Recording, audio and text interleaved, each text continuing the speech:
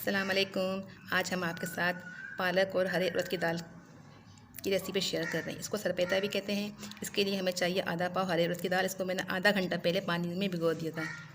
इसको हम उबाल आने पे 3 से 4 दफ़ा छानेंगे ताकि इसके छिलके निकल जाएं। और ये पालक है, हस्बे ज़रूरत 3 अदद हरी मिर्चें हैं, 4 से 5 जवे लहसुन के हैं, 1 अदद प्याज है, नमक है हस्बे ज़रूरत, और थोड़ी सी हम कुटी मिर्ची भी शामिल करेंगे इसके अंदर। सबसे पहले हम जो है इस दाल को उबालेंगे।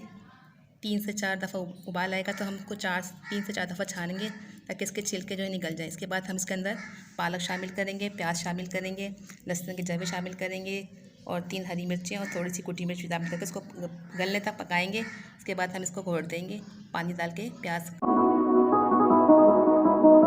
को हमने उबलते हुए पानी में 5-10 मिनट तक उबाला है तेज़ आंच पर। इसके बाद हमने इसके छिलके निकाल लिए। इसके बाद हम इसके अंदर पानी शामिल कर देंगे जो इसमें था। इसके अंदर हरी मिर्च और ये प्याज लहसुन ये हम शामिल कर देंगे, कुटी मिर्चें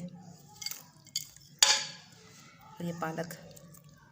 अब इसको हम पकने देंगे गलने तक। इसके बाद हम इसको घोट के बघार लगाएंगे।